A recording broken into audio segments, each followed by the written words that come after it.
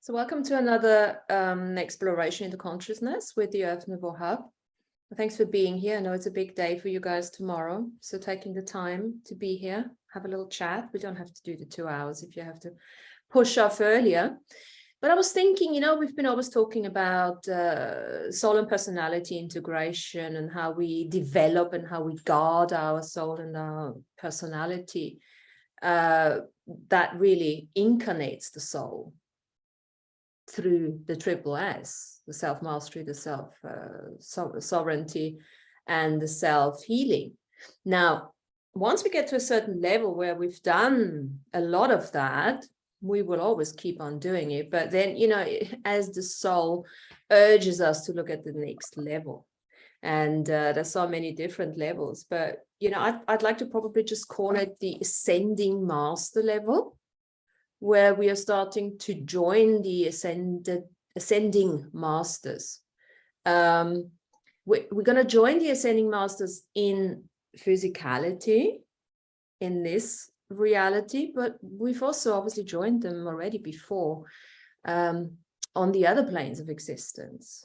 And this is maybe a good reminder here to bring in Alan for a moment, because Alan, I just want to say something to that. Alan, just for some reason, Alan's Selene, he used to be on our shows and he left us in March this year.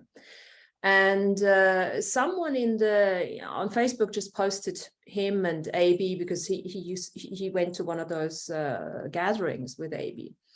And then Lana said to me, she said, oh, well, he's been in our group, let's just say something too. And I just did my very technical, way of cutting a video, and just took a video of the video where he was actually speaking as an honoring of him for his contribution. And the interesting thing, there is more to that, and you probably picked that up too, because when I looked at this and I had a chat with him as well, and it's like, why did you come in now, out of the blue, so many months later? Where does that actually come from? And then the other quite intriguing thing was that Lana had a dream with him after we had put up that message. And Amy also said that even before Lana had the dream and we chatted about it, he came into her consciousness, into her awareness. And as I'm working with this ascending master business and, the celestial medium journey and all of that, I just realized the last show that we had together, we started talking about group soul consciousness. And part of that group soul consciousness is the journey of the ascending master. And part of the ascending master journey is the celestial medium journey. And, Alan would be one who understood the celestial medium journey. So he's had a couple of months to have his review and to make his choices over there. And he's basically, as far as I'm concerned, what I'm getting from him is he's basically saying, okay, I'm on the celestial medium journey now, guys, and I'm here. So I'm here to communicate with you guys, not just on the shows, but whichever form you guys want to communicate with. And this is the opening I want to just send out there for anybody who comes onto our shows, or anybody who has an understanding of the celestial medium journey. You don't really have to have known Alan, but he's definitely one of those guys who is on the other side now saying, I'm here. So how can I contribute to this?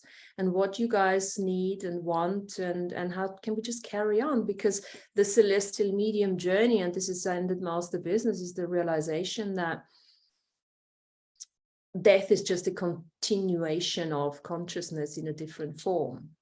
And as we're speaking, he's already here now, as you will perceive him to be. And of course, as we know, we can't just say, okay, Alan, just rock up here because this is our show, but he knows when our shows are. So he'll probably will have made the time to be here. And I just want to acknowledge you, Alan, and thanks for actually contacting us through that quite synchronistic way. So it's not something that just came out of the blue. And we've had lots of other people move on, and I've certainly never had anyone come forward like that to say, hey, let's work together. So I just wanted to acknowledge that and open the floor for him, to him, and to anyone to have this conversation. So there was a question I've written down. So how do we advance? So, okay, so do we need to have a little chat what the framework, should we just throw out a couple of points of the framework of the personality soul merge? What have we actually, that mastery, self-mastery, self-healing, that lower level of personality integration, which we also call the I am? Because what I'm always liking to do is I'd like to be able to create a bigger picture. So we're gonna have to create a couple of boxes so we can jump in and out of those boxes. Yeah, we're never gonna be defined by them, but I like them so we can jump in and out. So what we're doing today, we're jumping out of the I am that box. I'd even say I am that, not just the I am, but the I am that, where we've already, acknowledged a certain soul integration, and going into the next level of, towards the I am that I am, towards that. So what comes to mind? So for me, I've been, on this ascending celestial medium of peace journey for a long time. And it feels like every step forward is more of a soul integration, where the things that, that felt really, really interesting or really fun, in my younger years don't really hold sway as much. I mean, I think we're always who we are, right? And whether that's the personality that we grew up with, right, in the family, or the merging personality, it feels like for me, I'm just getting much less reactive, right? More emotionally objective, much less reactive. I can take like a wide step back and see a much bigger picture. And I don't have to, be like the ego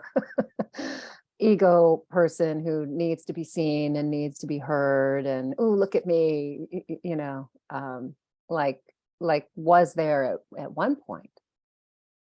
Yeah. So I see that shifting, I think more and more, where I can step back and, if I'm in a group or whatever, I can step back and let people have all their dramas or conversations, and I can just kind of hold space, right, and see a much wider perspective than I had been, earlier in my life.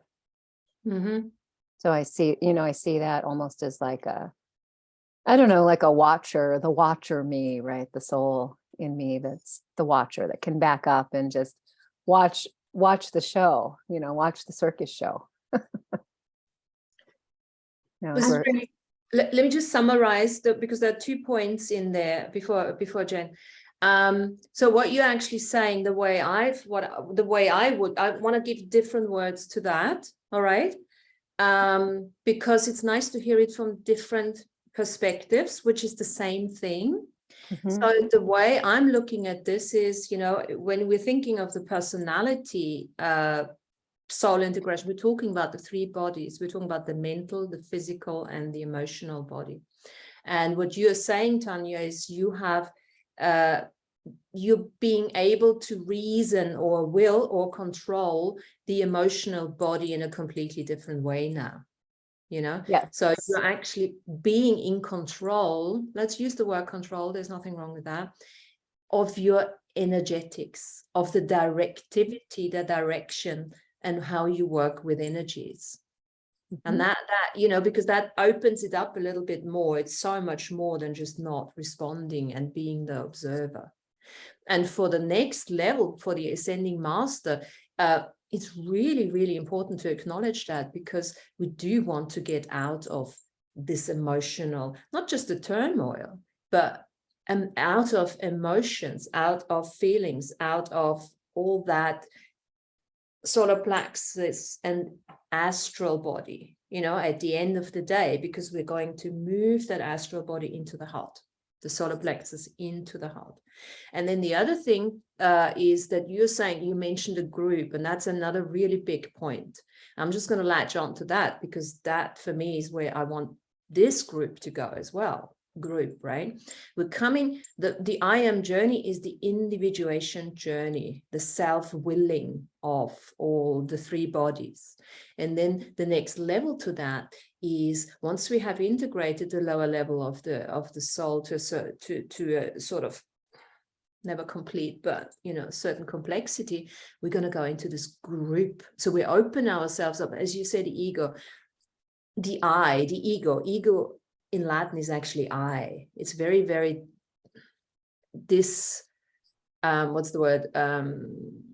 Misidentified anyway. Bloody Freud, fucked it up for us, because the ego, there's nothing wrong with the ego, right? We need it on every plane of existence, all the way up into the hierarchy. Yeah. But that selfishness, what we call selfishness in this reality, that service, we're really opening up to no longer just needing the service to self in that complexity of personality integration, but we're opening up to the service to others. Jack. Adding to what Tanya was saying, when you think about embodying the I am and your soul development, you feel like you have to have words to identify who you are and what you are. And the more I feel like I go along in my journey, the less that becomes important to me, because what's important to me is being fluid and being open and objective to being whatever that moment needs, or whatever's there in that moment for me. So instead of having to have words and definition or parameters around what defines me, I'm really everything, in whatever moment I need to be, I can adjust to have the experience. So having that expansion too of what I would identify as my I am, or what I am, it's everything. There is no limitation or parameter on it. Beautiful, beautiful. So this is, and this is the funny bit with all this evolution business here, we're coming from pure spirit, we're gonna, descend into matter, and then we're gonna work ourselves back up. So the I am, even though it's just the fraction of where we need to go to I am that I am. We're not even there yet. It's going to take another God knows what. Obviously for everyone in a different space. But Jane is already talking about going back to the I, because the being, living from a place of being is very different, because the being is actually the spirit. Living as a spirit. That's the being. And we can only be that being when we're starting to embrace that energy and embody it and become it. And as you say, words are no longer of need at that stage, because you just need to look, or you again, back to what Tanya said, you're being able to work your energies, to redirect, to reorient, to respond with your energies rather than having to use words, and the other thing you were also saying is and I'm not saying I need to interpret that, because you were very clear on what you said. Don't get me wrong here. I just want to add another thing from my side, is that journey from the identification, as we would call it in this reality, the ego, or overinflated ego, let's call it that, to make a distinction, are getting less identified, getting less defined. So it's like, it's taken us long enough to get into that defined I am, who am I? And now we're already starting on this next level, we're already starting to get out of definition, because we appreciate the prison the definition is. And in fact, in the long run, we're going to appreciate the prison the form is, the body is, And of course, what we can say at this stage is that the body itself and the personality journey is just a it's an impermanence. It's always been to be impermanent, you know. It's just because of the over emphasis on the physical. And I'm finding it so refreshing for myself, because as soon as I'm understanding the bigger picture, that this has just been impermanent, and you know, it's not really something we need to focus on all the time, it makes me more happy than ever to have a body, because it's almost like, yeah, now I'm having this, and now I'm drinking this, and now I'm doing this, because I know it's not something I'm going to do for that much longer. I'm not necessarily coming back in incarnation, starting from scratch as a fetus in the womb. And this is where we have the experience. Mm-hmm. Cool. So getting everything out of the experience. Getting in this lifetime. Yeah. And at the same time, this is the multidimensional layer of this, you know, because you can have it all. You can have your cake and eat it, right? You can have this, and at the same time, you can appreciate the next level of letting go of the body. And of course, we know that death is the first step to show us what it's going to be like to continue the consciousness, you know? So we're all going to get there eventually, you know, one way or another. Just want to say something. Hi, Sean. I just want to say what we're doing today. Hi, we're just talking about ascending masters, you know, moving from our personality integration. What does it look like? The next level. And we were talking about emotional, you know, letting go of emotional stuff and identification and all of that. Cool. Awesome. I like Well, it. and you know, I think too, you know, you get to a place where you can choose, right? Where again, going back to the emotional reactivity, where you don't have to be controlled by that, right? You can choose how to act instead of reacting or you know, getting triggered. You know, and that's sometimes a choice to join the circus, to join the circus and play with the monkeys and, you know, be in that human space, but still being able to, you know, back up and be in that bigger, larger awareness of the multidimensional space. Absolutely. I just think of, you know, my husband has a really big family, and, you know, we're going over for Thanksgiving tomorrow. So there'll be, you know, 20 people there, you know, all family for the most part. And, you know, that's a circus show within itself, right? Everybody is just big hearted and, you know, loving and fun. There'll be football on, American football on, and probably World Cup too.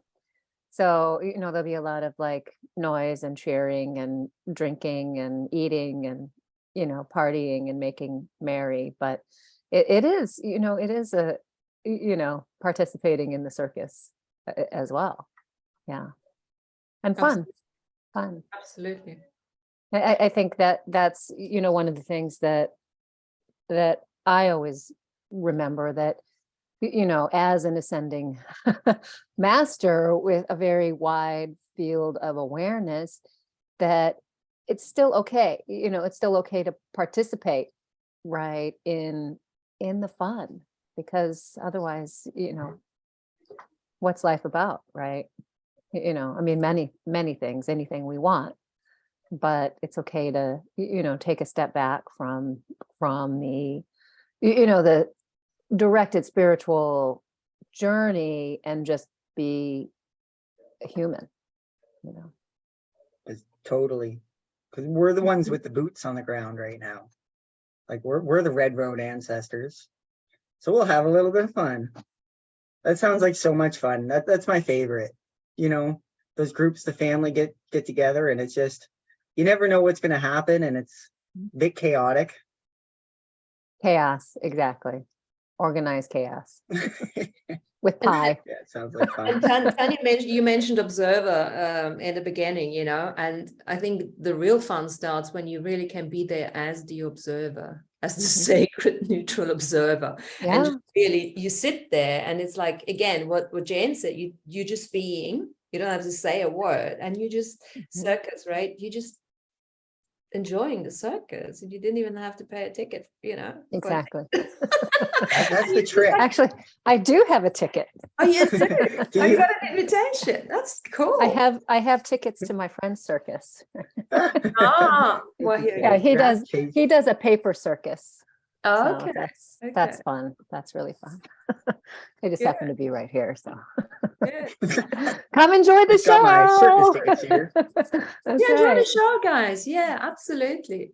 And it's such a cool practice ground for the ascending master to play in that field without obviously bias or prejudice or anything, and just really work on your pattern recognition. You know, it's so good. And it feels so good when you don't get triggered anymore. Even if you do get triggered, sometimes you want to get triggered. It's like, Yeah, it's like, "Come thank on, you, trigger trigger. me. What can I I was learn missing here?" that one. Oh, you're just sitting there and it's like, you know, oh, wow. Very cool. Now, this is also, okay, so let's take this further. Let's take this to the next level, because Tanya, you talk about the choice, right? And choice is actually the practice ground. Personality is a perfect practice field for choice, for choosing. But that kind of choice would be a self-will choice, right? Sure. Now, as we go Mhm. higher up into the next level of the ascended master, there are choices too. The higher willed choices. What kind of a higher willed choice would we have that we would have to make outside of the personality? Or not outside, you know what I mean? Expand it through the integration of the personality. Well, I mean, I would imagine that you know, it's some of the same choice that we all make now, right? Where, you know, I know I've signed up to support Mother Earth, right, in her ascension process. So Mhm. that was a soul choice for me, incarnating, you know, in this lifetime. It's like, Mhm. I'm here for Earth Mother, right? And her evolution and Mhm. whatever that entails, right? And sometimes it's nothing, you know, sometimes it's just being boots on the ground. So my team, my higher frequency team can do the work, Mhm. right? And sometimes it's action. So that's a very clear motive. There's a reason. She knows her purpose, and the purpose is not necessarily guided through the personality. It is channeled through the personality, but it comes from a higher hierarchy, which in your case, there's a planetary acknowledgement of the planetary consciousness. And yours is you're working with Earth, right? Mhm. And lots of people do. Now, can you identify yourself? What would is there a planetary, you know, like I would say the levels I've been looking at the moment is the next level of the planets. And I call it hierarchy because it's the next level of, you know, that planetary. And of course, it's all intermingled and merged at some stage. But again, we're creating those boxes for the purpose of distinguishing and exploring. And then, of course, the next level is the solar system. Yes, that too. But the purpose itself is found in the higher will place, right up there. And, you know, at some stage, I want to go into the rays and look into the ray energies, which are connected to the various to the monad and to the energies of the various planets. And every one of us has a more distinct appreciation of one planet and of one association with that particular ray. And then, of course, this is the level of the soul not merged in a personality, but outside of on the soul plane itself, because the soul has a different journey on the soul plane.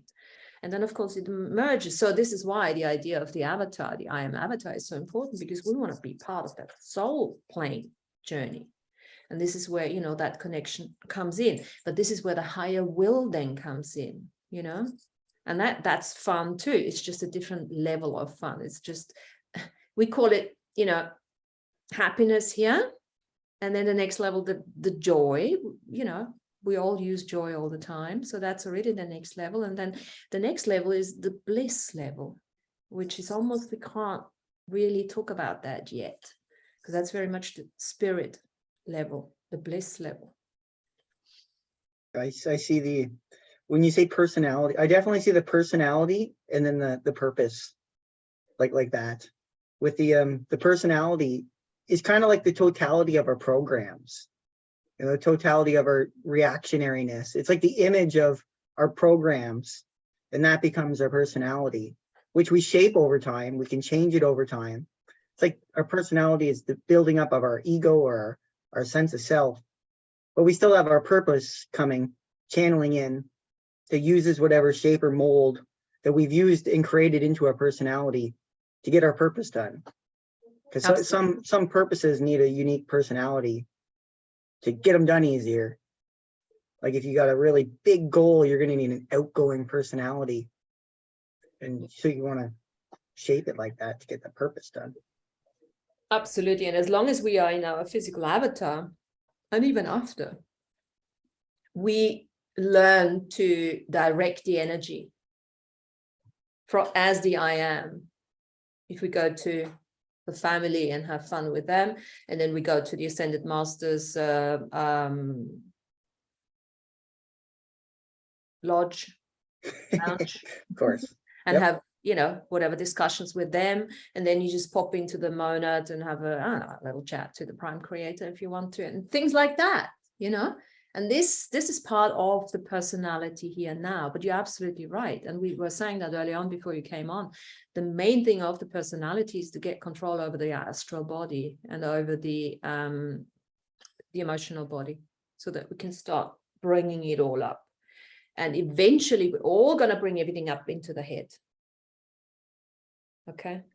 Because everything else, the causal body disappears, the astral body disappears, everything disappears. And everything is just clear motive, pure reason, Flowing. no judgment, just flowing. That's when we then can go to the next level. It's higher will. I had this unique question come to me this week. Was just like, what's the limitations of our astral self? Or let's say that we start to have an understanding of being able to go to other worlds, talk to other worlds. And let's use Andrew as the example, because he's got access to the Akashic records. He can go talk with people words, but he can't come in and speak another language. Like he can't just instantly come back speaking Japanese or Korean or something. But it physically needs practice in this world. And it was just kind of like an interesting thought that I had. It's like, what are the limitations, even with this skill set that we gather? If we're going to be the red road and doing it here in the moment, like how we still got to practice and do it all, like and integrate it all. It was just a fascinating little idea that I was thinking about. Because even being up there has its own limitations if we can't you know, have the willpower to do something with it. So I would say the limitation of the astral body is the astral body. And I can't really necessarily, all I can say at the moment is because I'm exploring the higher will, I'm exploring the mental plane, not from because the mental plane for me is becoming everything integrated. You know, as I start moving all the chakras up into the throat, into the head, into the heart. This is becoming my new way of living. So I've also realized that the purpose is not found in the astral world. The wars in the astral world are fought in the astral world, not in the higher will. Well, there is, discussions as well between the prime creators. But I think it's a redefinition of astral world. I think we need to, for everyone, for ourselves individually, maybe look at what really astral is. Because I think what you're saying, I would say, as soon as I do not identify as this astral warrior that I wanted to be, because for me it was like, oh, I need to understand, I need to be the astral, I need to go out there, and now I'm understanding, no, I don't need to do any of that. I need to really tap with my clear motive, pure mind into the cosmic mind. And then you're using the example of the language. Well, illuminal thinking comes to mind, downloading the sound directly from wherever it is, without even getting involved in the astral world. And I'm saying that at the moment, of course, with a limitation, because I'm not saying we can't be without the astral world at this level at all. But from a bigger perspective, I'd love to just tap into, and remember, illuminal, what is illuminal thinking? There's no like emotion, there's no this, there's not that. You just tap into that. How? Through the mind. Having said that, we're tapping into it through the mind because we have an idea. The idea is we want to learn a new language, okay? That's the idea, the first I. Then, of course, the heart comes in, the idealism, the second I, yeah? The idealism of the heart. Yeah, I want to learn this, right? And then, as we're putting that together, the idol comes through of us being able to speak any language as we will it, because we have no boundaries. We have no limitations. We have an understanding that we have access to everything. And I don't think that is found in the astral world at this level. We need to just work a little bit more with that capacity, with that understanding. And I'd like to, I look at it from that perspective, that think of knowledge. All we're doing is collecting pieces and bits and pieces of knowledge, right? And then there's this bridge that leads us into wisdom. And that bridge is called understanding, at least in my world. I am a very mental person. I need to understand knowledge, wisdom, understand. Now, what we need to do, because lots of us already live in the wisdom on the other side of the bridge. Yeah. Lots of us do things out of knowingness. We are already in the wisdom, but we don't know why we're doing it. And that doesn't help us either, right? Especially not if you want to be a teacher or, a therapist or anything. So we need to walk back on that bridge and pick up the bits and pieces so that we can explain it to people. And I find myself very often in this space. And the main thing, what I used to do, and I see other people do, they judge themselves when they have crossed the bridge and don't even know it. They judge themselves when other people talk about bits and pieces. No, I don't know that. I don't know that. But yes, you do, because you've got it integrated. Like Jane was saying, you're already being it. And they're still doing it. And then you have a choice. You can either say, hi, I'm cool. I'm being it. Let me move on from there. Or you say, hey, hang on a second. Let me go back here. How am I doing this? So that I can teach it probably or emanate it. No, you're emanating it already. You want to emulate it. All right. So this is like, whoosh, go back. Is that? There's just a bunch of levels to this. Yes. This whole conversation here.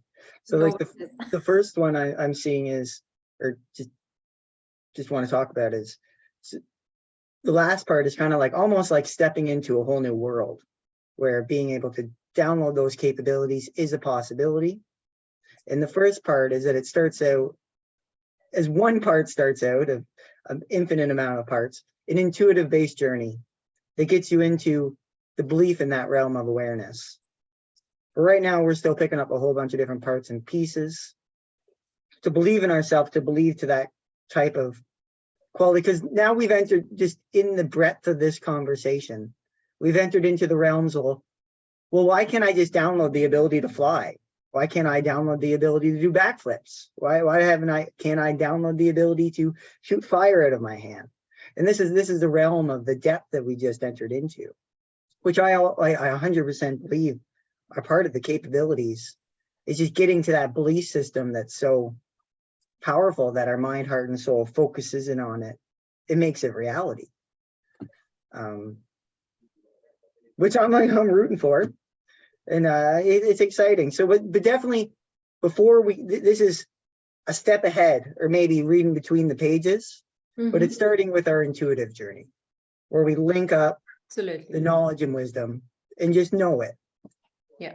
Because then we'll be able to accelerate our skill learning anyway. Because if we can move through the world intuitively, we can just do it all.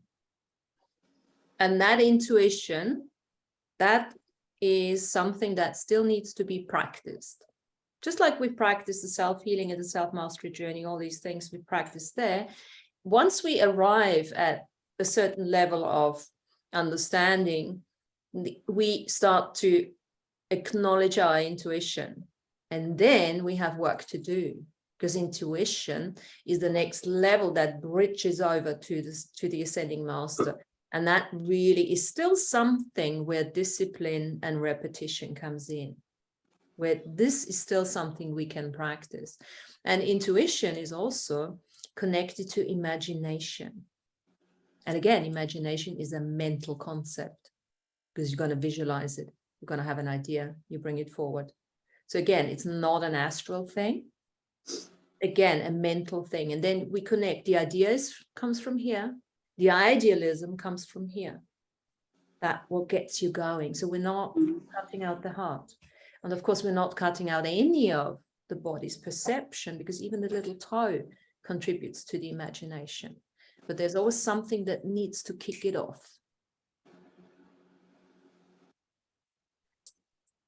It seems to me, I just want to go back to that knowledge bridge, wisdom for a second.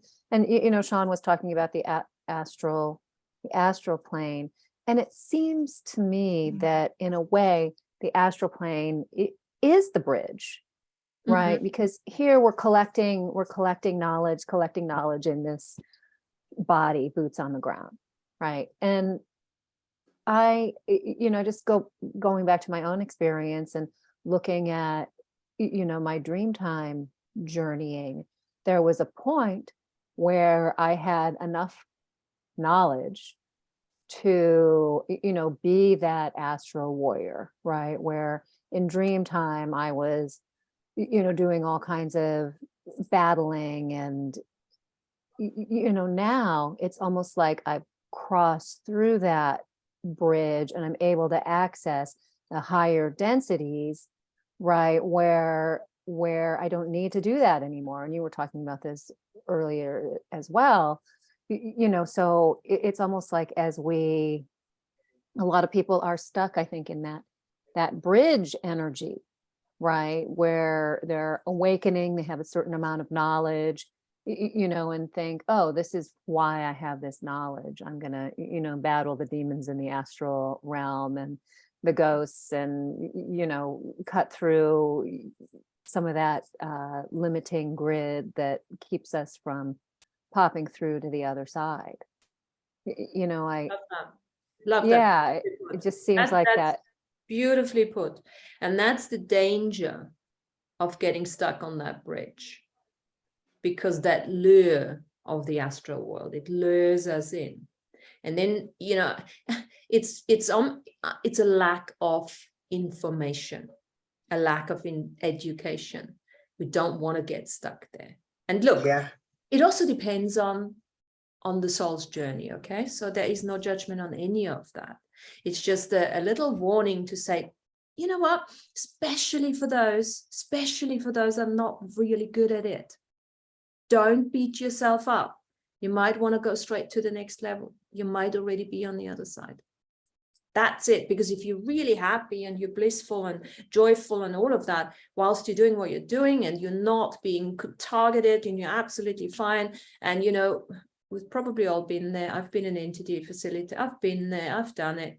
And it was exactly what I needed to do until I didn't. So beautifully said. I love it. And it's the astral, and, you know, the personality journey to the I am is that bridge. Now, where's the next bridge? Where's the next bridge? Once Okay, we're on so the other- if we're linking dreaming, I'm just going to build up the context here. Mhm. So if we're linking our dreaming body and our physical body, what's the next linkage? What's the next bridge Mhm. between What's the those next bridge? or the three? So I maybe mean, is something it like, connecting with multidimensional parts of ourselves that are Yeah. in that higher density? like simultaneous existence, like a hive mind, but not really a hive, like just connected to the different parts Soul of- mind. Yeah, For soul me, mind. that's on that side of, that's on in the wisdom side. That's included there. Because but that's my problem, because I put everything in one box. I have very big boxes. Mhm. So yes, could well be the fact. But let's take the next box and then see if your box changes, right? The next box for me, the next bridge for me is the rainbow bridge. The understanding of the rainbow bridge. From a ascended master's understanding, almost, to the higher will, to the spirit, back to the monad, back to the God source, back to, but having said that, we can't actually say that. You're absolutely right, because how do we define, how is the rainbow bridge defined? They're very, depends how you define it. I look We at gotta it, invent it. yeah. So lots of people say, you know, when you die, you go across the rainbow bridge and the pets run over, some shit like that. I don't know. For 'Cause me, let's define it. yeah, let's Because define what's the difference just between taking your astral form all the way to the ascended masters, or in this instance taking the rainbow bridge? How can we make it different, and how can we make it more So let me see if I can think about it, or Make just it the talk about third. the way you define the rainbow bridge. How would you define it? What have you heard about the rainbow bridge? It's not about right or wrong. I'll break it down. I feel it's just the entranceway into other worlds, Mhm. and more on the not just one sense with all your senses built together or going along. So more of a bodily experience versus just a thought experience.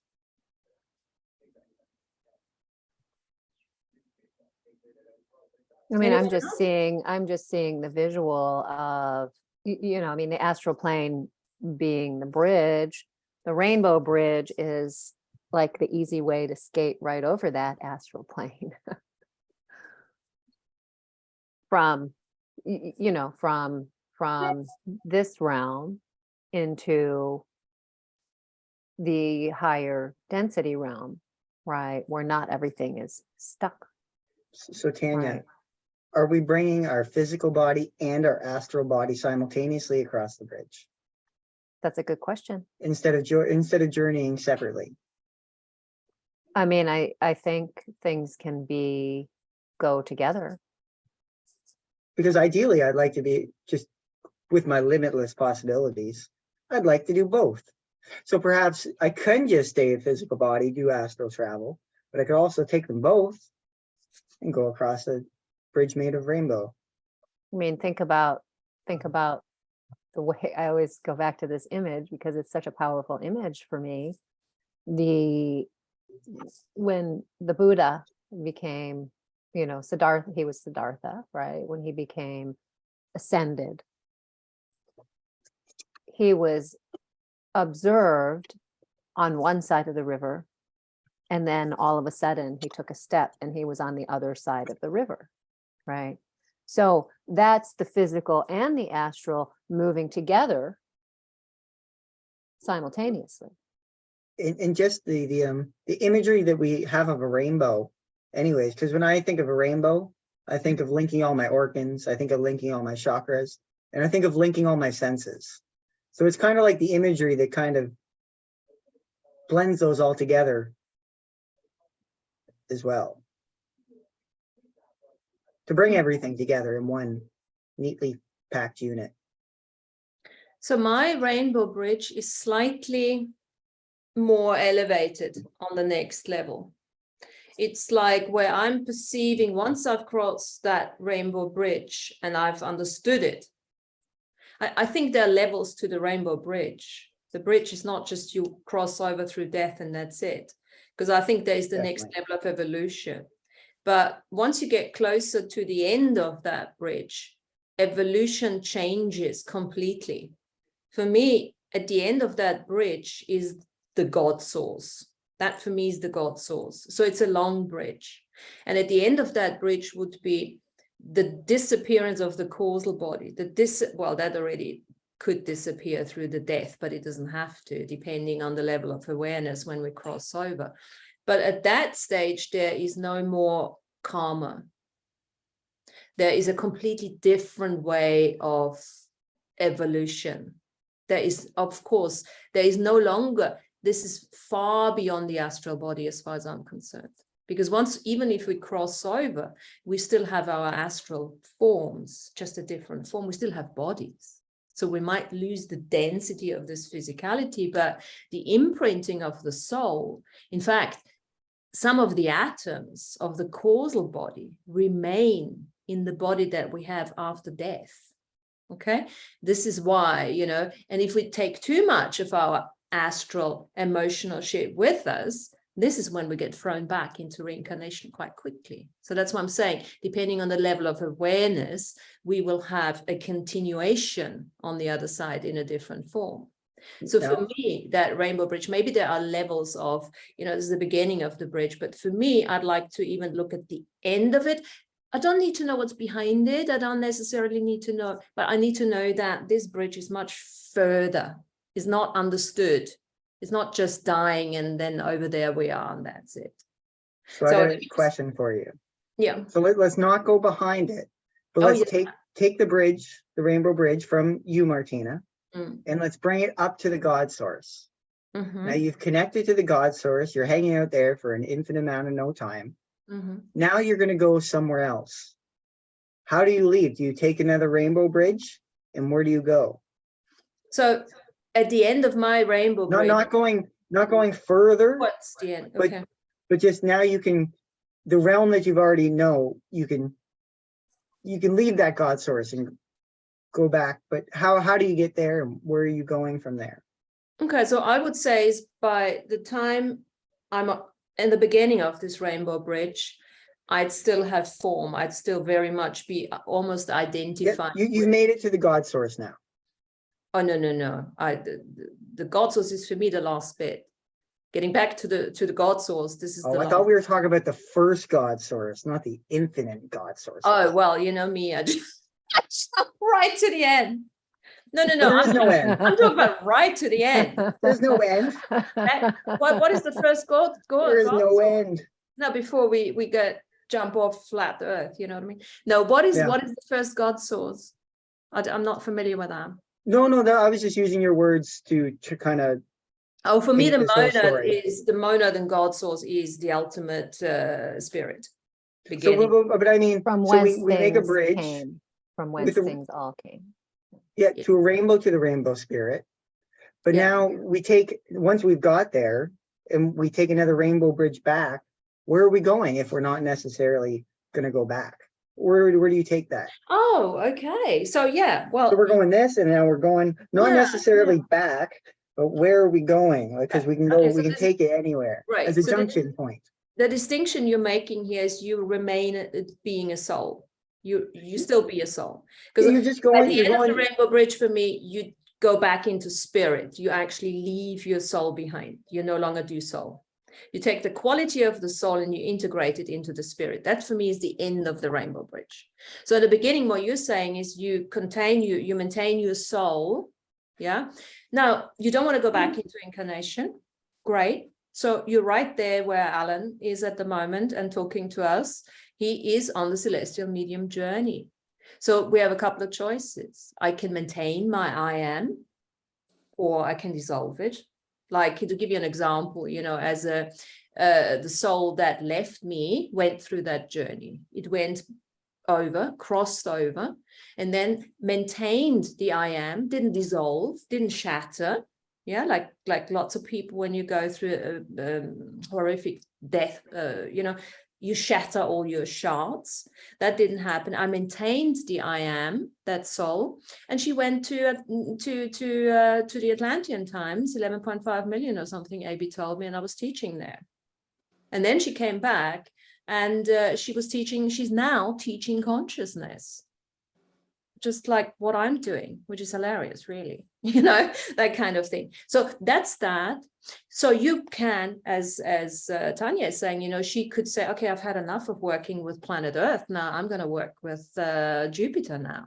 So she's going to just work with Jupiter. She might want to look at, you know, she's going to understand the purpose, and she might just, you know, open it up and work with all the different planets, work with the ascended masters, get the soul group consciousness going, maintain her body in the astral world where she still will be, and then maybe send another body over here, or just, you know.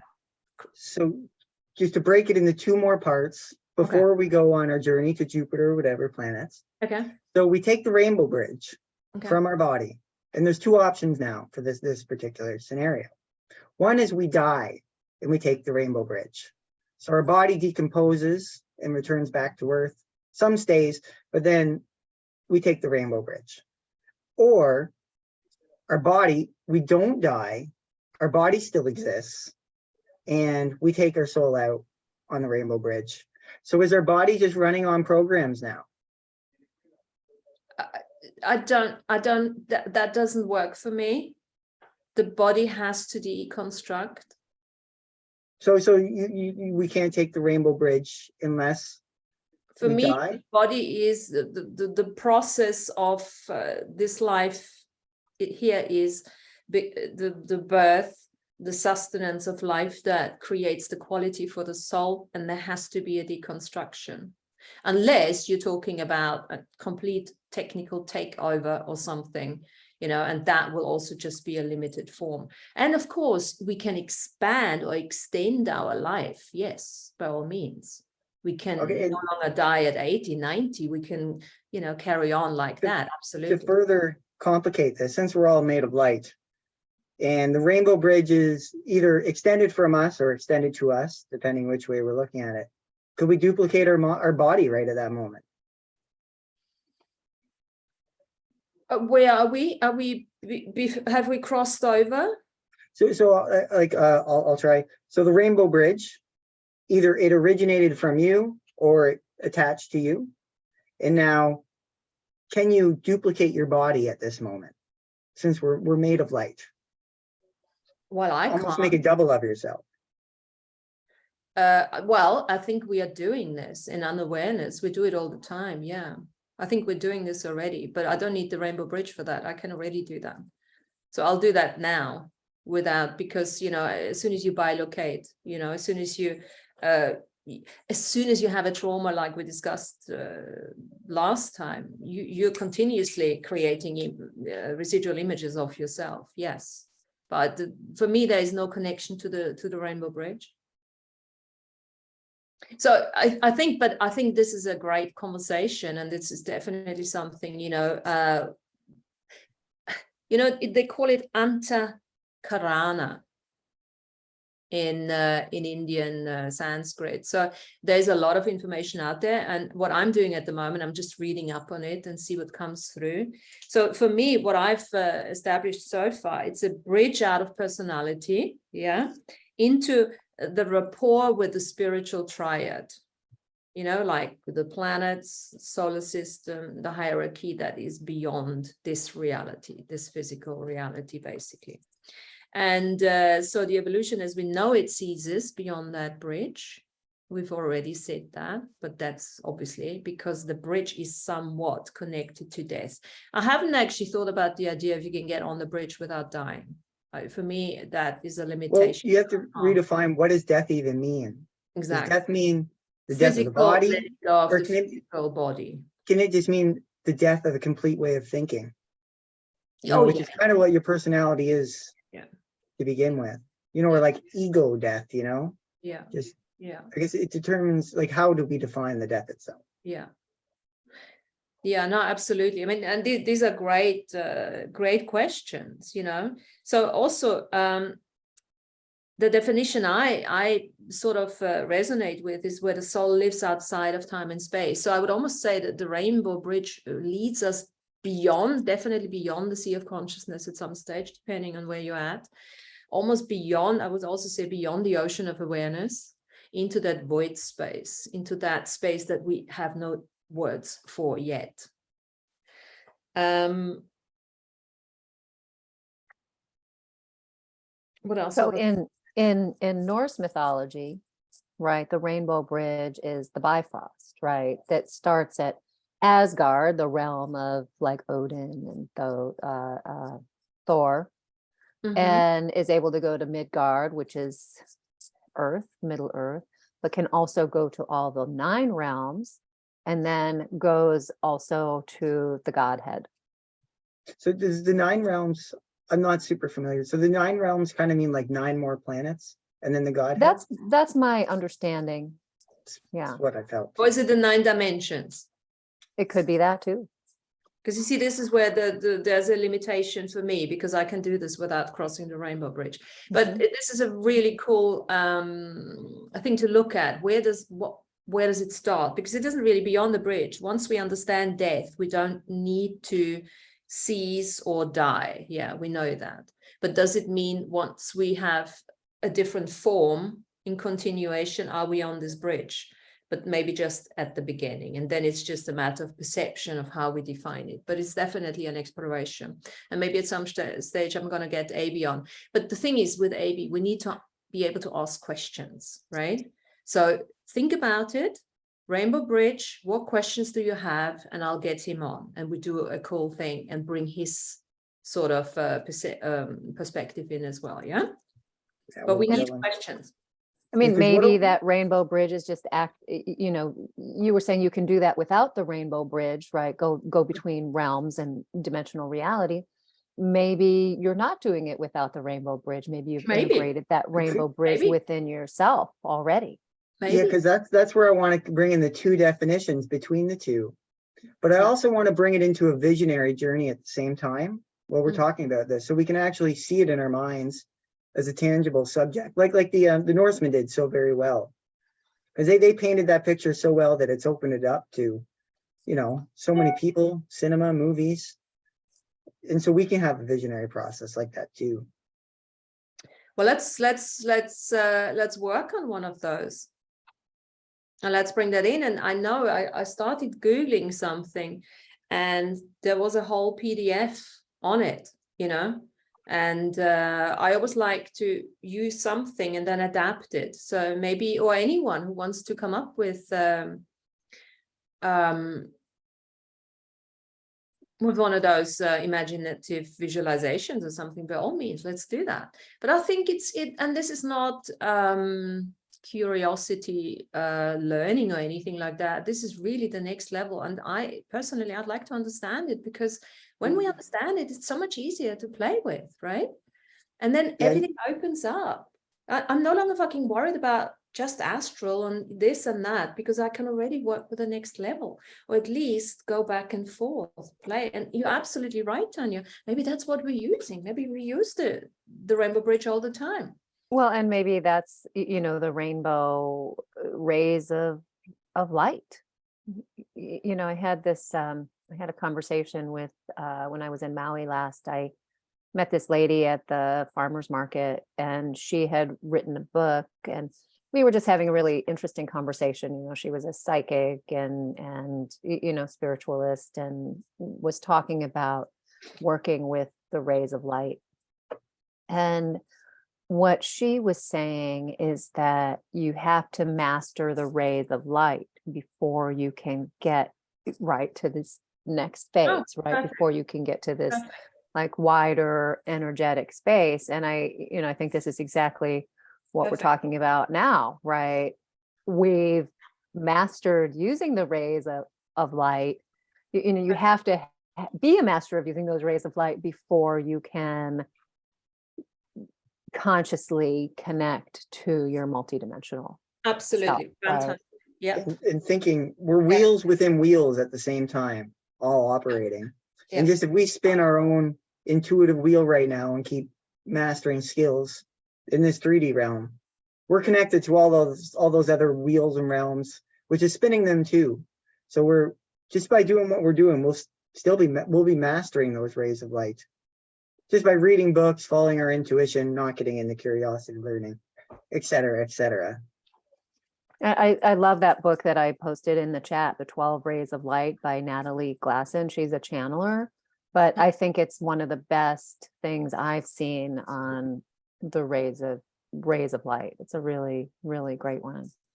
Fabulous. And yeah, so that helped me, you know, gain a wider understanding. But again, you know, I've also been following a channel of Archangel Michael, who's been doing it for years and years and years. I've been following her for 22 years now. And he talks, the information coming from Archangel Michael through her talks about, you know, the rays of light all the time, right? Using that creative flow, right, in our light consciousness that works, you know, like think of the energy of a prism, right? When you shine light through a prism, which is a clear crystal, then the rays split and you get the rainbow, right? And you can, you know, fun to play with that, certainly. But it all starts as light, right? It all starts as that clear crystal energetic light, and then fractures into the lower dimensional world, I think. Absolutely, yeah. And this is, again, you know, this is why, you know, we're not here to get hung up on a word or a definition because it's defined so differently. It's just a little crutch. It's a little training wheel we're using to see where we're at, you know, and where we can go. But I really like what you said, Tanya, with the rays. And I invite you guys to look up and read up on the rays so we can have a conversation. I'm reading Alice Bailey at the moment on the rays, or will begin to read it. And then I also want to get AB in, and you know, so we can actually again ask him informed questions. Yeah, I've never heard him talk about it before. No, he has. Remember that in the old shows, you know, with what's his face? I don't know. There was this guy, he was a Ray reader or something, a really nice guy in his radio shows. He has. But you see, why has he not? Because it's the next level. Yeah. I mean, it's connected to the rainbow bridge. There's no point to talk about the rays, which are connected to the planetary, which are connected to that kind of purpose if we haven't even sorted our chakras out, right? Yeah, like he stopped talking about the next level and then started talking about how to actually fucking get there. Exactly. You know, all right, you see where we're going. Yeah. There's the depiction. Now we gotta make some preparation and do the execution to actually exactly get there. Just like, you know, just like Camille was saying, you got to master the rays of light before you can get, absolutely, you know, absolutely, to that integrated state. Yeah. And but now is the time, as far as I'm concerned, now is the time to look at the rays, because the rays will have to we're not moving beyond to do the rays. We have to bring them into our personality because they are connected. We're already bringing it into our personality, you know. I mean, we're literally doing it because we are being, and this is where astrology comes in, and I have very little understanding of astrology because it's far too complicated for me to get into that. But we're already doing it, and this is why I like every time I'm on this side of the bridge, I'm like, oh, I'm already doing it, really? Well, why? So I want to go back, you know. Okay, well, you know, let's learn about the rays. And the rays I've just have oh, why didn't that print? Oh, that's the old one. Doesn't really matter. Well, the 7 rays and they're connected to the planets, but we don't have to go there. So let's do this another time. And there is this link to the Rainbow Bridge. And, you know, maybe we are going back and forth the whole time. And it's called Rainbow Bridge for a reason. So I love that connection with the rays. And having said that, I don't want to take away the connection to the chakras either, because, you know. Well, like the death, and I think we need that process, like the idea of the whole shaman's death. Every time we do the shaman's death and we wake up clear-sighted the next day, we're not actually dead, but we've, you know, left all the baggage behind, and we're kind of born again, you know, like a child who sees the world new each day. Yeah. And that's the teaching about dying and death. That's what we will have to do at some stage too. Look into it and really start practicing it, start teaching it, start practicing it, because that kind of death, we're dying every day by letting, you know, some level of awareness behind us. And yeah, remember the how elated you feel, right, when you left some shit behind. And I know, you feel like a new person. I know you're literally, especially at that stage, if you're lucky enough to get old enough, and the vehicle becomes a limitation, becomes a prison, and the consciousness, the spirit can come back out again, you know. Because I 100% want to do all this, cross the rainbow bridge with full intentions before I die in my physical body. It's just a definition thing. We just need to get the definitions right, because, you know. But the thing is, we've made the first step, because we're here and we're acknowledging these and voicing these issues. There's other people on their journey who, without this level of cultivation, will take the rainbow bridge through death, because they haven't acknowledged it and brought life to the ideas and gave them birth in themselves. Yes. But we're giving it birth before we even die. So we're opening those realms of possibilities up to ourselves. So give us some more ideas what you want to, because that's exactly our topic today, you know, from moving from the personality that we've established, merged to a certain level with the soul, into the ascending master. So let's forget about the bridge now. We don't care where it is. Let's just look at what is the next level? What do we want to do before we die? Martina, I was thinking, analyzing everything that you're talking about. I heard like one of the show from Mattia Stefano. He was talking about the 9 different dimensions that we're talking about. Dimension like it's something separate, but in real life we experience all different one, all in different level.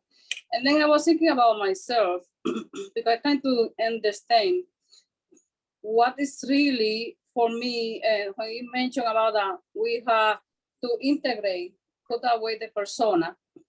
And my understanding is like we are living different experience in different time, dimension, space. And then for my point of view would be to understand who I am in different level of consciousness and integrate all those that I am in one, let's say, one box. For example, if I for me work like if I'm diving in the ocean, I need a special suit to be able to breathe underneath the water, but I cannot walk in the water. I have to dive in, navigate with the water and go with what my physicality allow me to do in the ocean. If I'm in the 3D dimension, I using this physical body that allow me to experience life in the physical, the 3D that we call, that I have to touch, smell, and feel, and all the 5 senses. And then my projection for myself is to integrate what I am in different level of consciousness and put it in one packet and be aware of. Because right now I think when I am sleeping, I'm in different places, but when I wake up, I don't remember where I was. Then for my point of view, be to conquer who I am, this energy level that came from the sauna, from the creation, and manifest, spread all around the world in different experience, and then I integrating all that. And the way I see it, because I have one vision for myself that I went to a cage where they had like like an animal shelter, and I saw little dogs. And when I was in the door, I recognized that dog was me. Mm-hmm. And then I was trying to save it from the cage and take it out of the cage because it was me living that life as a dog. And then that's why I'm thinking of myself. integrate who I am, wherever I am, and be aware of those. Not just like I'm here like a zombie in this 3D world. Something like that was I'm looking for myself. Absolutely. Absolutely. So you're bringing us back into the personality and I am emergence journey. Yeah. Mhm. Absolutely. And this is why we always say we always have to go back there, because whatever we're learning on the other, in the other, I don't want to call it dimensions, but in the other planes of existence, Mhm. we do want to bring it in here, because otherwise we're going to go fucking crazy. We need to bring it in. We need to, nicely ground it in. And this is why that balancing of the mental, the emotional, and the physical body is so, so important. So the journey of, bringing all that in, who we are, not, not in a like, I have to because otherwise I'm going to die, but just because this is interesting, this is what I want to do, because this is also going to help us as we bring in all these different aspects of ourselves. We are automatically expanding our perception. So let's use this as an example, Herminia. If you had this is you as a little dog, right? Yeah. So you don't necessarily have to go there and grab him and take him home, but you can have a conversation and say, hey, I've just met you. Well, what can I learn? What's going on, right? Yeah. So what did you get? What kind of information did you get from that dog through meeting yourself as that dog? It was like a hope, It was a hope because it was like somebody that was there, not expecting anybody, and then suddenly you have somebody to interact with. That was my feeling at that moment. Mm-hmm. Yeah, but my physical mind was like a savior from that cage. Maybe it was that's the emotional body coming through, Right. So if we take the solar plexus, put it into your heart and think with your throat, then you can communicate in a different way and say, hey, you're telling me that you want not to be alone, and then look at your own life. Is there a reflection of that where you can actually bring whoever in? Doesn't have to be a dog, it has to be just something, that acknowledgement. And here you go, you already expanded your perception. Right. Yeah. Then I get very discouraged when Bill told me one time. I said, when we're going to finish this? He said, this will never end. I said, oh my God, I was hoping that, because it's a completely evolving process, and it's very. My understanding is not just being here like a zombie in these 3D, is be able to navigate it and then control. I can use control to know what I'm doing in other level that I can integrate it together with this one, not just like a bumping here and bumping there. To be control that manifestation in different level. That's my concern right now. Well, I've got to bring in what Tanya was saying, because she's such a good, she works with the earth, she works with the joy, and that's what we always have to get back to. Remember, this is your life. This is the most important lifetime right now, right here. And with the joy and the fun and the humor and everything, this is how it's not all about understanding. We mustn't get that wrong. I'm not saying we have to understand everything and it's all mental. No, that's the combo. We have to just bring it all together. But lots of people just have fun the whole time, and that's how they evolve. It all depends on the journey of the soul. We must never forget about the long and the short-term agenda of the soul. So absolutely. Thank you. You were bringing up like what we want to do in this lifetime. So a basic question I want to just ask everybody is, how long do you plan to live this lifetime? Over 100. Yeah. Many? I haven't decided. I'm baseline 1,000. Oh, okay. 1,000 years. That's what I want to see. Oh, go with that. That's very good, John, because that's a stress our mind. Before I say I don't want to be longer in this planet, I want to get out of here as soon as possible. now that I'm getting like a little more bigger pictures, I changing mine like every time. So let's see what happens next and next and next. And that's why I'm not thinking about, getting old or anything like that. 'Cause we know the time, Mm, we know how powerful time is part of this reality. You know, yeah. we might need more if we really want to accomplish what we're going to accomplish. And can we make more? Yeah, the only thing is, what I'm thinking is, if once I'm 100, I'll be a really wrinkly old prune, and I don't know if I really want to hang around. I'm not sure if that's going to be that much fun, because there will Yeah. be ailments and stuff like that, because that's what physicality really is. But then again, I will be definitely part of what's going on here. I want to know exactly. But how? I don't have to reincarnate for that. I can just Martina, you want to know and be there in the show, not see it from outside. Yeah, but there are so many ways. This is the celestial medium journey, because by then we don't need the physical body anymore, and we can choose one. Can you see a future where you're not a dried out prune? I can see that. Not in this particular lifetime. No, I go through the normal death process. Yeah. So when do you or do you guys see, so when seeing lifetimes lasting 200, 400,000 years old, do you see them in this lifetime or your next lifetime, or just simultaneous lifetimes? Personally, I don't see them necessarily, because once I'm done with this lifetime, I'm no longer so attached to the physicality, because I've done it so many times. But yeah, sorry.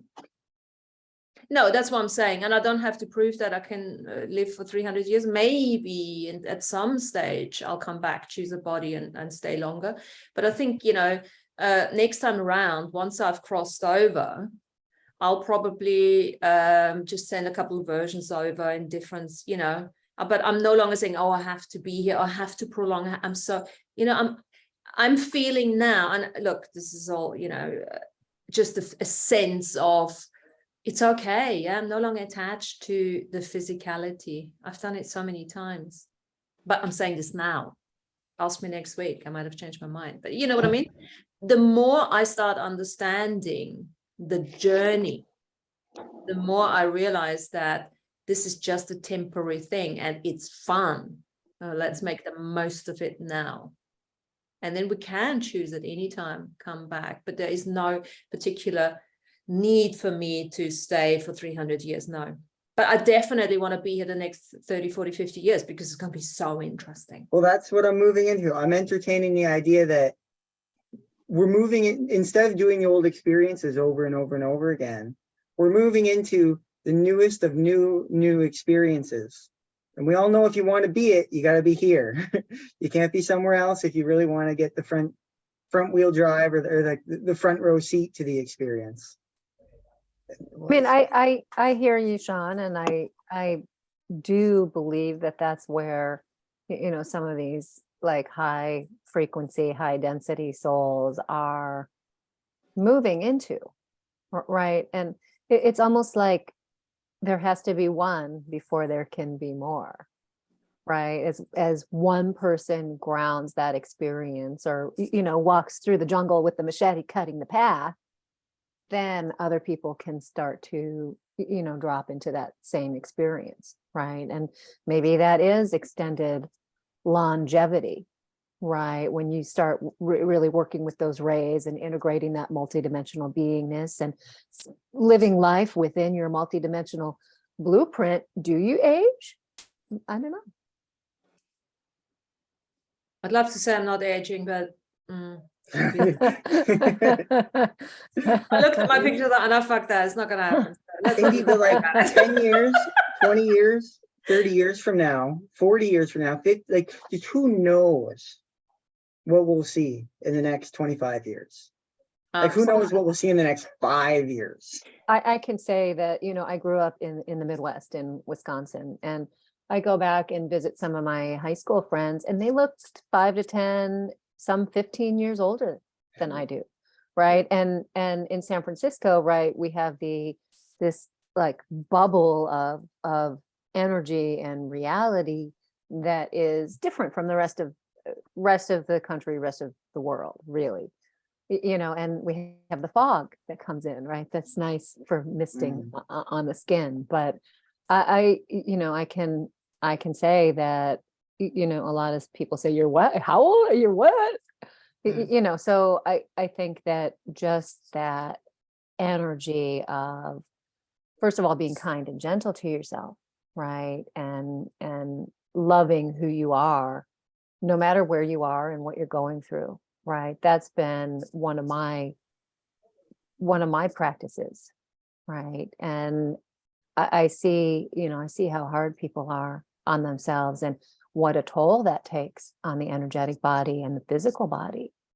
So, you know, starting there, you know, if you want the fountain of youth, start with loving yourself, first of all, no matter where you are in your journey. Yeah, like I'm just trying to entertain basically the sovereignty of our own journey. And we got to imagine it for it to happen, for anything to happen.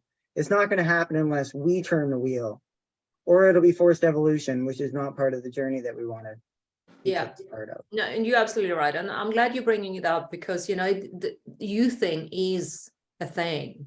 And if, you know, we all can watch ourselves, and we are looking younger at times. And, you know, as you say, Tanya, you know, not every day. Sometimes you look like shit. You know, sometimes like, oh my God, you know, that kind of thing. And it's the spirit that lightens up within ourselves. And to be honest, that shines through.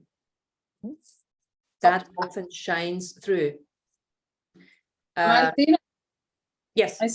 I thinking that what you mentioned now, and Tanya, is like we are don't have anymore the program that you have to be a certain age, that you have to start, you know, thinking about that you are old, and then start taking, like for example, for myself, when I go to the doctor, the first question they ask me, do you take medication? Because I expect of somebody my age have to be taking medication, you know. And then when the doctor look at my blood test and my blood pressure is so normal that they ask me what kind of life I have, you know, because they expected me to be in medication. Because, and then one of the books from Carlos Castañeda, that when Tasha was introduced, that they told her they don't use mirror in the house because the mirrors just reflect our program that we have to get old. And then if we don't have that in our mind, that get old, that we have to a certain age, you have to be old. And Peter Orson, also from the Manual 1, he said that you can regenerate your organs inside your body as a 33-year-old person and stay there the longer you want, because we just have to get out of the programmation that we have to get old. Every time that when you get a 10-year-old and you know, 5-year-old, and then you have to feel like you are deteriorating the whole body. And it's like a kind of unique, because if I don't have that in my mind, I'm 60-year-old, and every time I go into a place, and people doesn't believe that I'm 60-year-old, because I have the energy and I can do anything really, and I don't take medication. Also, from people that doesn't have us in the program, that it's possible not to be aging at 60, retire in one corner, then, you know, for people that are around myself, I'm looking for better answer on our life, so it's normal to be 60 and still active. You're absolutely right. And look, there are people out there, they live on air. They don't eat, because that's what their sole purpose is, to come in and just focus all their energy on that. Yeah? There is a limit. There is a limited amount of energy that we have to learn through the personality journey to expand out. And in this time and space, there is this limitation. But then, you know, the thing is, it's the thought, the perception that it becomes irrelevant, that conversation. Yes. Once you start acknowledging that you never die anyhow, because you are that spirit, you are that soul. You know what I mean? So if you are people who just, you know, German this and that, because that's their journey. And lots of things, I would look 1,000 times better if I'd be doing yoga and this that every day, because that's just but that's not my focus. I'd rather write and read and talk shit to you guys. Do you know what I mean? That kind of thing. So that's what we are. And then, of course, we come in with a baggage, karmic resolution. And, yes, there is that possibility. The law of karma is going to, run out. But I think we need to give ourselves a bit more time and space for that. Maybe by the end of the century. I don't know, depending on who you are. Some people have already done it. So it's like that kind of thing, where, just focus on whatever. And we can't focus on everything because there's just so much we need to do, right? Because I really want to emphasize, because it's not like we should be a martyr for our health, or we should be lingering or holding on for the fountain of youth of the future just to appear, but just allowing the limitless possibility and to be able to see that as a potential future. Absolutely. Just so we have the limitless potential at our doorstep. So we keep living our best life in whatever body we are, whatever moment we are, respecting our own boundaries we have when we wake up in the morning, but just having that, dare to dream that things could happen. Absolutely. And then it could just happen. Literally, all of a sudden, new invention could come out that we co-created together. Yeah. Just like, the ancient temples could come out. Maybe the ancient temples got the secret of youth in them, that you walk through a fucking archway and you turn back to 20. And let's not curiosity ourselves into that. And let's not hold on to that and stop living in our body while we're holding on to it out here. Absolutely.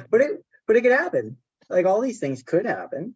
Like anything could happen. I would absolutely agree. And this is that. It sounds fun to me. Like it sounds like it. Like I'm excited that these possibilities are out there. Absolutely.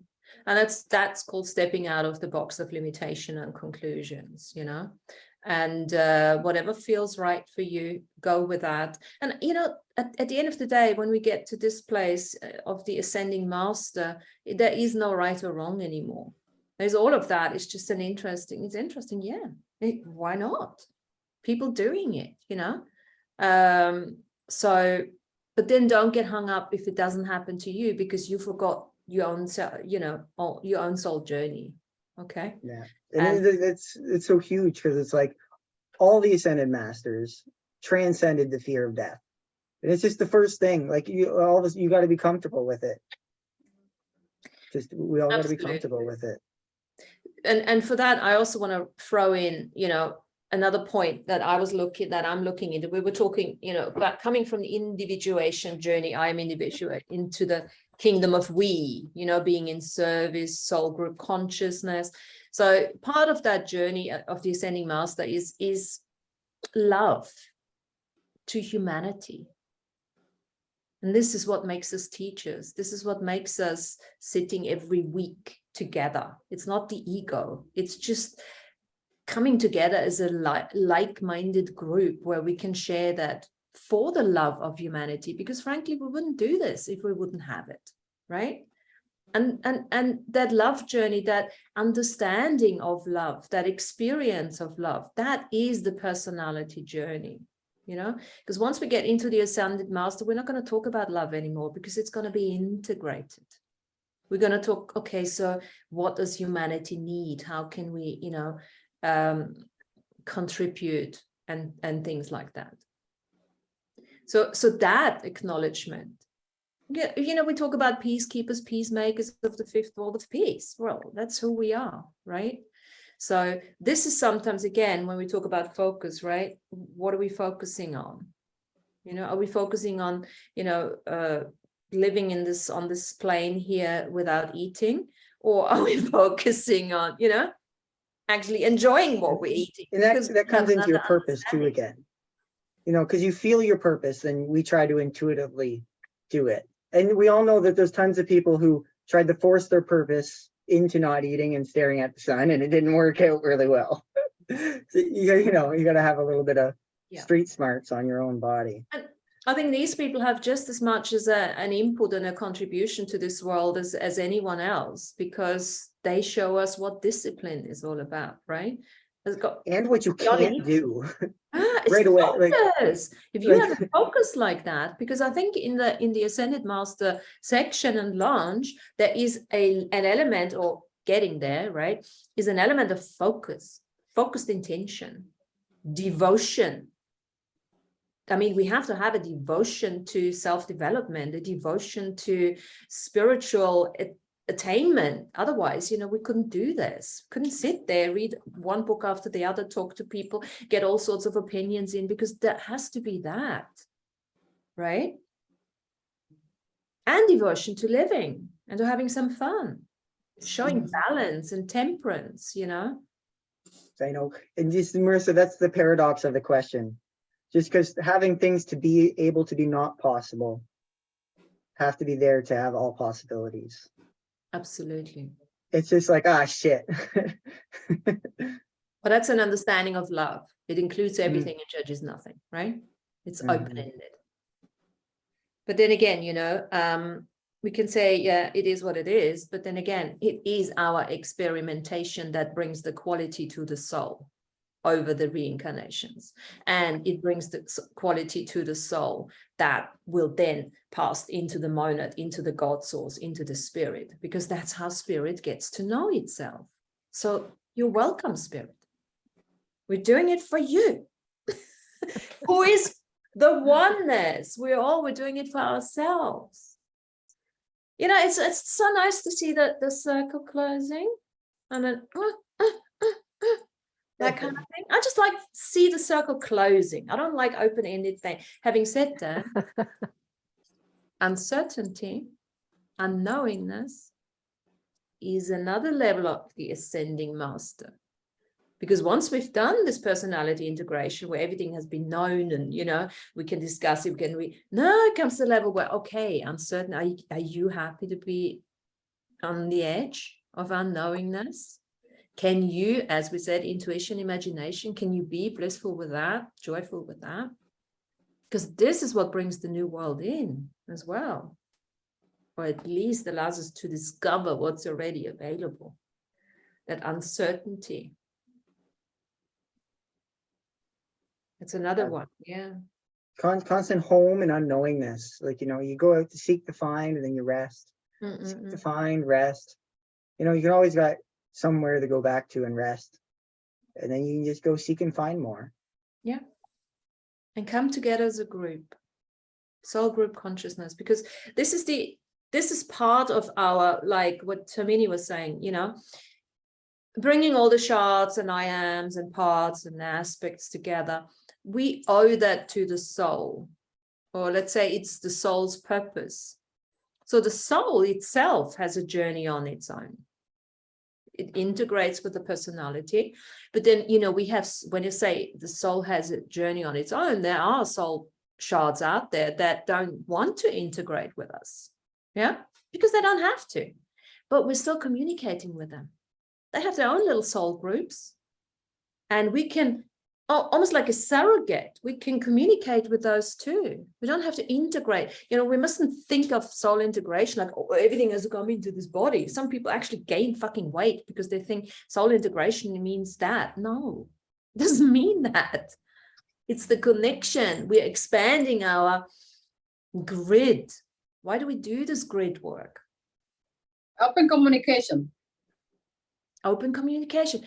Redirection of energy, knowing how to, weave the web, all these lovely little things, and the web's getting bigger and bigger, or at least we are expanding our vision beyond our boxes.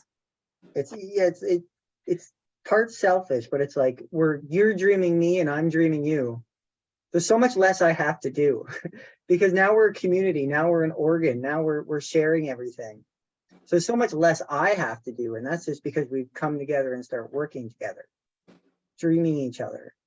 And that comes with a responsibility, because once we start breathing each other, and once we are rhythmically, Jen, you sent something about the rhythm on Facebook. Once we are in the same rhythm, that's when we go into that soul group consciousness rhythm. And there's a responsibility to that. That's the individuation journey, because we can't be fucked up, because otherwise, everyone else gets fucked up. So we can't go into soul. This is why the reason is why the individuation journey comes first. But like, why do we have to be a baby first before we can start the journey of evolution, right? Because we can't do it whilst we're in diapers. So we have to, it's the same with that on a bigger note now. It's the same with the bodies. That's why we need a body, because this is where we're going to learn about all of that we can then shed the body and don't need it anymore. So make the most of it now, or come back, keep coming back. But remember, you come back, baby shitting your diapers, la la la, takes Wait. Just because I don't need a body doesn't mean I'm not gonna have one. Yeah. I just don't need it. Exactly. There will be other ways of doing that. Yeah. I walked out of my door this morning to take my dog for a walk, and right in front of my house was a young family, maybe like a 1.5 or 14-month-old child, and the two parents, and they were walking by, and the little girl was crying for the dog, and so I brought the dog over, and the parents were like signing with her, and the guy was saying that every morning when she wakes up, she makes the sign for dog. And I thought, oh, this is really interesting. And what I could see as I sort of like backed up, and I could see that one of her animal spirit guides was a dog who was, kind of bounding around her. So I brought my dog over to her, and, got my dog close, and she was very excited about that. But I realized that, yeah, she was talking about dog because it was her spirit guide that she was dreaming with. And I her parents didn't know that. And I didn't realize that until they had already walked away, and I wouldn't have said anything anyway. But, I just thought it was really interesting. First, that they were teaching her sign language, right? Because this goes into, I don't know, almost like this universal way of communicating with children. More and more parents are signing with their kids. And then, this unseen world, right, that just walked by my house right in front of me. And so, here I was like sharing their space and sharing their energetic space. And, it was just a really interesting interaction. I'm not sure exactly why I brought that up, but it was important for me to talk about for some Dog reason. spirit. Dog spirit, but also like the sign language, Cute we little were talking girl. about earlier, how to translate, right, experience into words. And this energy around like the light language, which has been so much present, I think, in our community lately, and how that it's almost like all the languages branch off from that celestial 1 million letter alphabet. And Yeah, she just got so allowing. excited and brought the dog into her world. Mhm, mhm. Yeah, What so kind of this dog do you have? connectivity, right? I call her a Cataweenie terrier. she's a mutt. She's a mixed breed, Catahoula, Dachshund, cattle dog, a couple types of terrier. Yeah. So, she's really, really good, and she loves little kids, and she'll play with them really gently. Yeah. But this, just community, right? This sharing of consciousness. Think about like the people living in the city. I have, 10 or 15 houses on my block, and then on the next block and the block over there. And, during World War II, all of these gardens on the inside were open, and they would, do community food gardens, like the Victory Gardens, right? Because food was so scarce during the war. Now everybody has a fence. We have fruit trees, but I think about, I'm 50 yards away from the houses behind me, right? That's not very far. And so, of course, my yard is energetically protected with a crystal grid, but, these are the people that, I'm dreaming with right, on a regular basis, right? So this energetic community, it's in many different spheres of life, right? So you have the energetic community of where you live, and the energetic community of where you work, and this energetic community that we have here. And you know, we reach into lives with our soul personality and with our, you know, ego, I am personality, right? It's like, who do you show yourself to on a daily basis? You know, are you the ascending master when you're saying hi to people you're walking past on the street, or with your neighbors, right? Are there certain neighbors that you share more with than others? Do you even talk to your neighbors?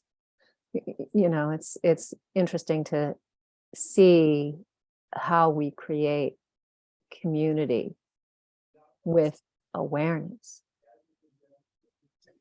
It's interesting, the co-creation in 2022, because we're definitely co-creating more than I can just think. We're just co-creating so much right now, but we're not all necessarily going in the same general direction. There's a little bit of, like, you know, pointing trigger in different directions, but the co-creation is just on a whole nother level, especially just watching like the cinema and shows coming out. It's like they're my thoughts. My thoughts are coming on TV, but someone else made them. That's co-creation. but it would be nice to co-create where if we all get behind the same general direction, where, you know, you can let your kids play anywhere in the whole city and you don't have to be worried. You know, the neighbors do get together. Like, I see a future like that, like in like a greater co-creation, like where we all get pointed in the same general direction. It's also, I think you made a point here when you say, you know, your thoughts are on the screen now and things like that. And also Tanya was saying, you know, that level of awareness and dreaming with your neighbors and all of that. This is the beginning of the next level for us to really, sign language as well, isn't it? To get used to telepathy, to get used to getting back into empathy, but understanding it from a sovereign perspective, right?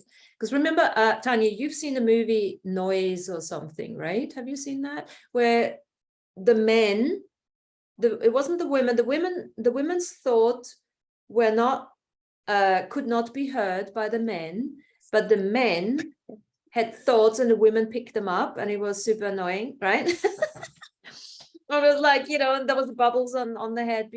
But literally, this is another level where we have to really work with our sovereignty, because we will start becoming, you know, from that pattern recognition, we're going to count more and more empathetically tuned or telepathically tuned. Let's use that word, because we have a, you know, slightly different definition, but it doesn't really matter, because we're going to really hear what other people will be saying and thinking, rather not saying, you know. Now that is going to be a whole nother level of sovereignty the ascending master will have to look at to really, I think there's another level of observation. There has to be another level of sacred neutral observation, you know. That was like a full engagement of vision right there. One of the things like that engaging a visionary process. Mm. Sorry, David. I've been, you know, able to communicate with animals and plants, you know, since I'm a young kid. And one of the things I notice with animals is they typically will communicate in images. And so, you know, as when I'm trying to explain a concept to a client, and I do this with Cynthia a lot because we walk our dogs together sometimes. If I'm, you know, explaining something or talking about something, I'll also send a series of images, and so that, you know, just thinking about how are we communicating, right? When we're sending the words, and maybe words aren't enough, and also sending pictures and sending you know, that idea, right, in a visual way and an auditory way, and the sound coming from the vocal cords, right, from that throat chakra, right? And so being open to also receiving those images, you know, in that telepathic way, you know, it's really fun to do. On a multidimensional level, isn't it? Because you're speaking to someone that is physically present, and then, you know, your versions, you know, your hub speaks to their hub, and it's like, okay, we'll coordinate all of that, you know, you're going to bring all of that together at the same time, you know. Yeah, well, and I think just bringing that into like an awareness. So, you know, I was talking to another friend of mine who met us in Mexico, and I was, you know, talking to her about some, you know, spiritual concept, and I was saying, did you see the images that I was sending? She's like, oh yeah. And I said, well, can you draw it? She drew, you know, the pictures that, you know, one of the pictures that I was sending. I'm like, okay, that's cool. Super practice. I love that. Yeah. Really good practice. Tanya, that's very cool that you mentioned about the dogs, because I was Theo for the tour and Rangers, that he was explaining that the dogs, they understand in pictures. That if you want to train your dog to sit down, you have to show a dog that is sit down. You know, whatever you want the dog to do, you have to show a picture, because they learn with pictures. No, Yeah. we want them to understand our words, but we show the picture and they got it right away. Yeah. That's very cool. Yeah. So when I trained, well, my previous dog and the dog I have now, when I was working with them when they were a puppy, I would do the hand signal and the word and send the image at the same time. And they both learned very quickly. Mm-hmm. Very cool. Fantastic. Fantastic. Aha moment. Aha. Breathing in unison. Did anybody watch 1899? Not No, yet. but I was going to. Is it any good? Okay, cool. 2 thumbs up. Okay, I'm gonna watch it. Let me throw another one in. Needle in a time stack. Haven't seen that one yet. It's not bad. What's that? Needle in a time stack. Wow. I just don't finished know. watching Warrior Nun season 2. Yeah. What do you think? I felt like it lost a lot of power from season 1. I agree with that, but what I really enjoyed was Lilith walking, you know, being able to like phase through the other world, right? And this is what we, you know, reminded me sort of what we were talking about earlier with the Rainbow Bridge, and being able to, you know, connect to, you know, different worlds, like walking in and walking out of the time-space continuum. Yeah, very cool imagery. Fantastic. As another thing which I watched, These are the co-creations. Like, it's so cool. No, and you're right, Sean, you know, that the new movies that are coming out, I really like watching the latest now, because they really have a lot of what we call this disclosure. I mean, soft disclosure. Even more like practice. They give us practice. You know, they give us ideas, just to build on. Exactly, inspiration, of course. Yeah, everything is done the way you perceive it, but you know, it gives you, and even if you see something and say, oh no, that doesn't work for me, well then you've already learned something else as well, isn't it? Graham Hancock, his new series, or is it Ancient, I don't know, Ancient Apocalypse, about a megalithic 8 episode, yeah, megalithic structures. It's pretty neat. Beautifully done, nicely, very informative, very neutral, and you can make up the rest, which he is not willing to go into. I've been practicing making videos a lot lately, so it's been fun watching his video, because obviously that's like a pinnacle of his career kind of video, where it's like his career on a pedestal, kind of showing his his vantage point. It's just really fun to watch. You see him standing, looking off into the water a bunch. But but it's like, why not? That's how he got his point across, and it was pretty cool. Yeah, no, At least a lot of eye candy. That was the B-roll, and they didn't shoot enough of it, so they have to use that shot over and over again. But that's what my I husband's do. a cameraman, so I. It's know like, because you only, it takes a lot of energy to make a movie. Mhm. Indeed. cool, guys. So closing words.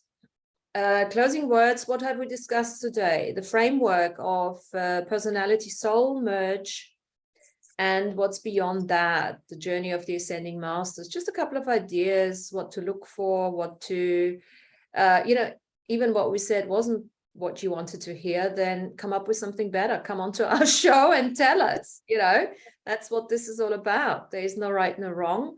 And Integration. say what? We talk about integration, integrating. Yeah. And we learn, practice non-judgment, and everything is just interesting or not, whatever, that kind of thing. So I want one word from each of you for this show today. Give us one word.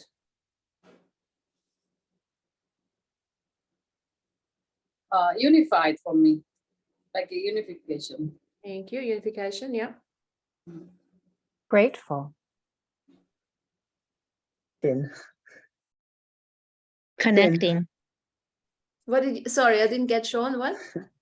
It's like thin. Finn. Okay, cool. What did you say, Marissa? Connecting. Connecting. Collaborative. Elaborate. I'm going to throw in liberation. I quite like that word at the moment. And I think this is on the path to liberation. I want to thank everyone for coming on. I know it's a big day for you tomorrow. Wishing you all the best. Have fun at the family circuses, or if you have your own little circus going with the unseen world, astral or beyond. Rainbow Bridge, wherever that is. Thank you. Have fun. Thank you, everyone. Love you all. Thank Thanks you. very much for coming And- on. And Enjoy the rainbow show. Bye. cheers, guys. Take care. Bye. Cheers.